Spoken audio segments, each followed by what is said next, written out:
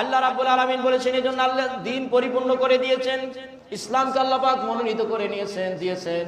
এই আয়াতে কারিমাটা এই জন্য ইহুদি বলতেছেন খলিফাতুল মুসলিমিনকে, এমন একটা আয়াতটা যদি আমাদের ইহুদি সমাজের জন্য নাজিল হতো, তবে সেই আয়াত নাজিলের দিনটা আমাদের কাছে ঈদের দিন হয়ে যেত। এটা কার বক্তব্য? ইহুদির বক্তব্য যে আমাদের তাওরাতে যদি এরকম একটা আয়াত আল্লাহ দিত, তাহলে সেই আয়াতটা যদি নাজিল হয়েছে আমাদের কাছে ঈদের দিন হয়ে যেত। খলিফাতুল মুসলিমিন বলেন নাই যে তুমি আবার কোন দিনকে ঈদ বানাতে চাচ্ছ, ইসলামে তো ঈদ উল ফিতর ঈদ উল আজহা ছাড়া কোনো ঈদ নাই, এমন কথা তিনি বলেন নাই। জোরে বলেন সুবহানাল্লাহ। হযরত আমিরুল মুমিনিন খলিফাতুল মুসলিমিন এই আয়াতে কারিমা শোনার পরে তখন বললেন, ইহুদি শুনে রাখো, এই আয়াতটা যেদিন আমাদের নবীর উপরে নাজিল হয়েছিল, হাদিস সাক্ষ্য দিয়েছে, তাফসীর যেটা বর্ণনা করেছেন, আরাফাতের ময়দানে নবী আমার যেদিন লক্ষ লক্ষ মানুষের মাঝে ভাষণ দিয়েছিল, আরাফাতের ময়দানে আসরের নামাজের পরে, আরাফাতের ময়দানে আসরের নামাজের পরে মাগরিবের পূর্বে আল্লাহর হাবিব উঠের পিঠে বসা ঠিক তৎক্ষণাতেই আয়াতে কারিমাটা নাজিল হয়েছিল। জোরে বলেন সুবহানাল্লাহ। আমিরুল মুসলিমিন বলতেছেন, শুনে রাখুন, এই আয়াতটা কোথায়, কোন জায়গায়, কিভাবে নাজিল হয়েছিল সেই সম্পর্কে আমরা ভালো জানি। এই আয়াতটা আমাদের নবীর পরে যেদিন নাজিল হয়েছিল সেই দিনটা জুম্মার দিন ছিল এবং নবী আমার আরাফাতের ময়দানে ছিল। কাইমুন আরাফাতা ইয়াউমাল জুমআ, সেদিন আরাফাতের ময়দান ছিল, নবী আরাফাতের ময়দানে ছিল এবং সেদিন জুম্মার দিন ছিল। জোরে বলেন সুবহানাল্লাহ। এই আয়াতটার মানে এই হাদিসটার ব্যাখ্যা অন্য আব্দুল্লাহ ইবনে আব্বাস রাদিয়াল্লাহু তাআলা বর্ণনা করেছেন যে রাসূলুল্লাহ দরবারে, রাসূলুল্লাহর কাছে যখন আয়াতে কারিমাটা নাজিল হয়েছিল সেই দিনটা মুসলমানদের ডবল ঈদ ছিল, দুটো ঈদ ছিল। জোরে বলেন সুবহানাল্লাহ। তার মানে খলিফাতুল মুসলিমিনের কথা বলেন না যে ঈদুল ফিতর ঈদুল আজহা ছাড়া ঈদ থাকতে পারে না, তার মানে কি দুটো ঈদ ডবল ঈদ একই দিন ছিল, মানে জুম্মার দিন ছিল ঈদের দিন, আবার আরাফার দিনটা ছিল সবচাইতে খুশির দিন, আনন্দের দিন। জোরে বলেন সুবহানাল্লাহ। এই জন্য হাদিসের ভাষা আরাফার দিনকে ঈদের দিন বলা হয়েছে। কি বলা হয়েছে? আরাফার দিনকে ঈদের দিন বলা হয়েছে। এবং জুম্মার দিনকে রাসূলুল্লাহ বলছেন জুম্মার দিন হলো সাইয়্যিদুল আইয়াম। জুম্মার দিন হচ্ছে কি আবু লুবাবা রাদিয়াল্লাহু তাআলা আনহু বর্ণনা করেছেন যে জুম্মার দিন হচ্ছে ঈদুল আজহা, ঈদুল ফিতরের চাইতে শ্রেষ্ঠ একটা দিন। জোরে বলেন সুবহানাল্লাহ। আর এর মধ্যে কি পাঁচটা বৈশিষ্ট্য আছে। কয়টা? পাঁচটা বৈশিষ্ট্য আছে। তার মধ্যে একটা হচ্ছে এই দিনে বাবা আদমকে আল্লাহ তৈরি করেছিল। জোরে বলেন সুবহানাল্লাহ। এই জন্য জুম্মার দিন কি শ্রেষ্ঠ দিন। তাহলে আপনি বলেন জুম্মার দিন বাবা আদমের সৃষ্টি করার কারণে যদি শ্রেষ্ঠ দিন হয়, তাহলে নবীকুলের সম্রাট যেদিন পৃথিবীতে আগমন করেছে সেই দিনটাকে যদি কোনো মানুষ ঈদের দিন বলে তাহলে গুনাহ হবে? কথা বলেন, এতে দোষের কিছু আছে না। এই কারণে রাসূলুল্লাহর আগমনের কারণে আমরা বলে থাকি ঈদে মিলাদুন নবী সাল্লাল্লাহু আলাইহি সাল্লাম। জোরে বলেন সুবহানাল্লাহ। শুধু হাদিসে দুই ঈদ। আজকে সকালে ইউটিউবের মধ্যে দেখলাম একজন বলতেছেন যদি ঈদে মিলাদুন নবী হয়, ঈদের দিন আপনারা ঈদুল ফিতর ঈদুল আজহাই আপনারা নামাজ পড়েন, তাহলে আপনাদের নামাজ কই? আপনারা বলেন সব নামাজে কি আজান আছে? আমি যদি নামাজের শর্তে আসি যে নামাজ পড়েই যদি ঈদ শুরু করতে হয়, তাহলে সব নামাজের ক্ষেত্রে আজান নাই, আছে নাকি? জানাজার নামাজ যখন হয় তখন আজান হয়, তখন আজান হয়। তার মানে কি এটা কিয়াসমাল ফারেক, এটা কিয়াসমাল ফারেক করেছেন, শুধু যুক্তি দাঁড় করে সমাজের মধ্যে প্রশ্নবিদ্ধ করা হচ্ছে, কিন্তু আসলে না। রাসূল পাক সাল্লাল্লাহু আলাইহি সাল্লাম জুম্মার দিনকে ঈদের দিন বলেছেন, আরাফার দিনকেও ঈদের দিন বলেছেন। জোরে বলেন সুবহানাল্লাহ। তাহলে রাসূলুল্লাহ পৃথিবীতে এসেছেন, এটা আমাদের জন্য আনন্দের না কষ্টের? কথা বলেন, কি আনন্দের না? আনন্দের না? কোরআনুল কারীম আল্লাহ রাব্বুল আলামিন ঈসা নবীর জবান থেকে জানাচ্ছেন, সূরা সফের মধ্যে আল্লাহ রাব্বুল আলামিন জানিয়েছেন ঈসা আলাইহিস সালাম সুসংবাদ দিয়ে যাচ্ছেন, ও মুবাশশিরান বিরাসূলিন ইয়াতি মিন বাদ ইসমুহু আহমদ। হযরত ঈসা আলাইহিস সালাম বলে যাচ্ছে পৃথিবীর মানুষেরা শোনো, আমি ঈসা আলাইহিস সালাম হলাম তাওরাত কিতাবের সত্যায়নকারী এবং আমার পরে পৃথিবীতে একজন নবী আসতেছে, ইয়াতি মিন বাদ ইসমুহু আহমদ, যার পবিত্র নাম হবে আহমদ। এই নবীর আগমনের সুসংবাদদাতা। জোরে বলেন সুবহানাল্লাহ। তাহলে কোরআন শরীফে রাসূলুল্লাহর আগমনটাকে আল্লাহ নিজে জানাচ্ছেন ঈসা নবীর জবান দিয়ে।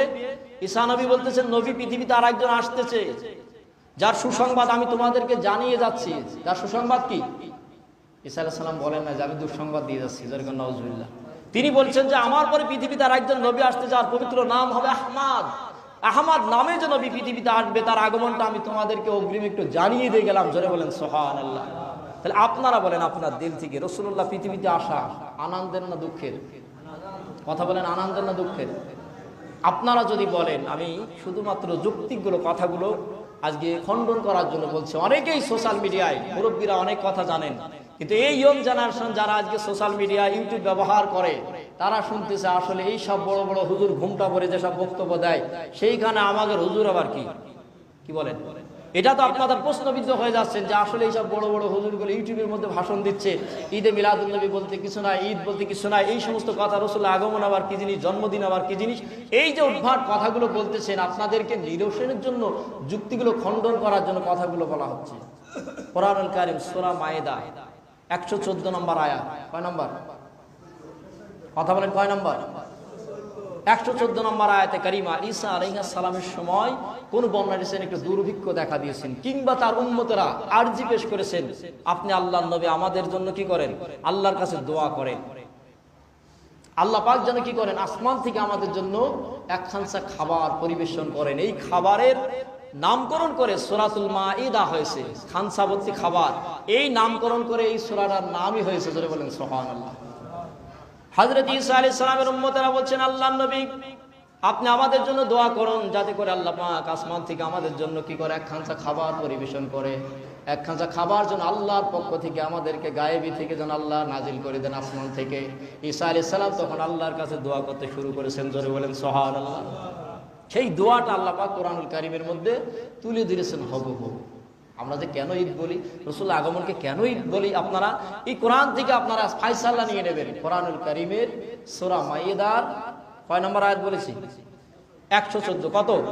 114 নম্বর আয়াতে কারীমে আল্লাহ নবী দোয়া করতেছেন, আল্লাহুম্মা রব্বানা আনজিল আলাইনা মাইদাতাম মিনাস সামাই তাকুলুনা ঈদাল লিল আউয়ালিনা ওয়াল আখিরিনা। জোরে বলেন সুবহানাল্লাহ। এটা আপনারা বুঝে নেবেন।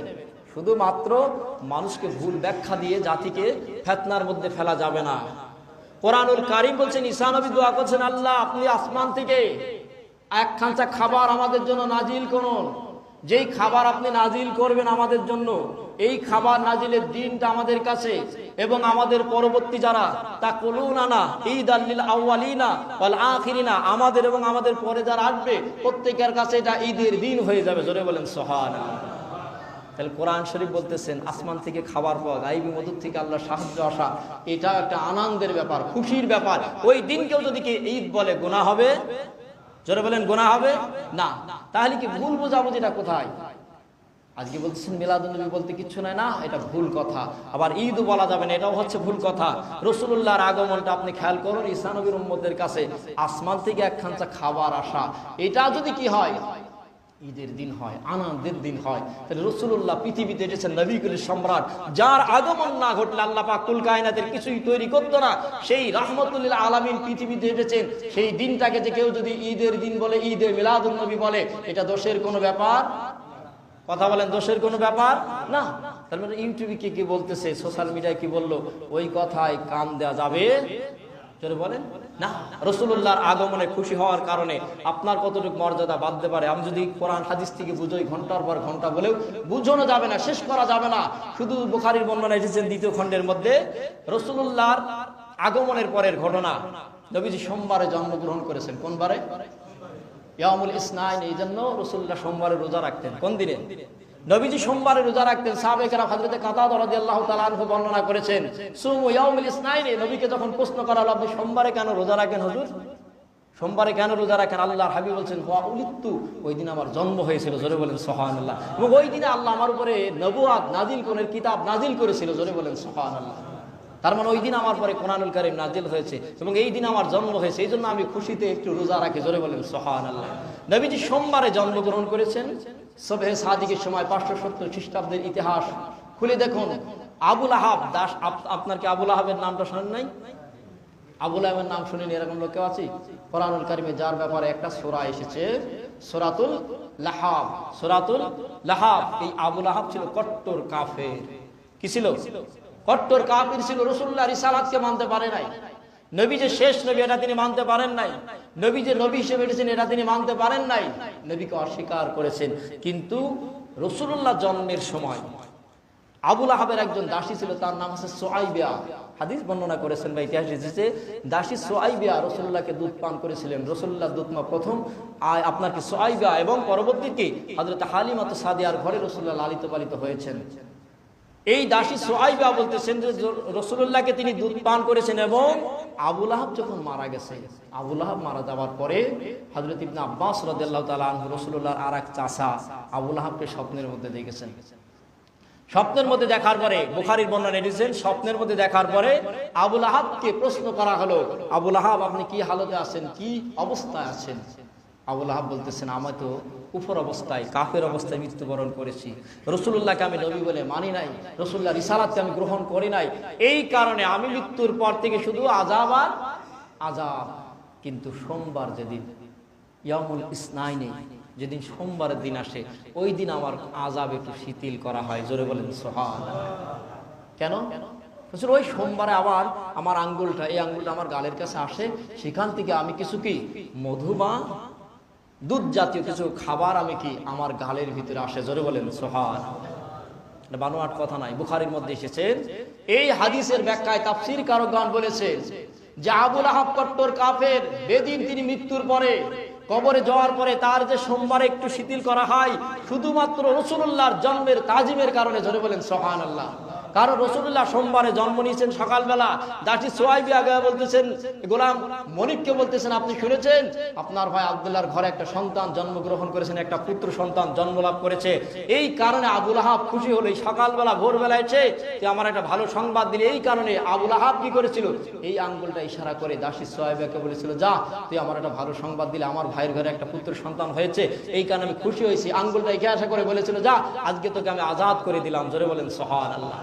হাদিস বিশারদগণের এই কথাই বলতেছে যে আবুল আহাব আপনার কট্টর কাফের।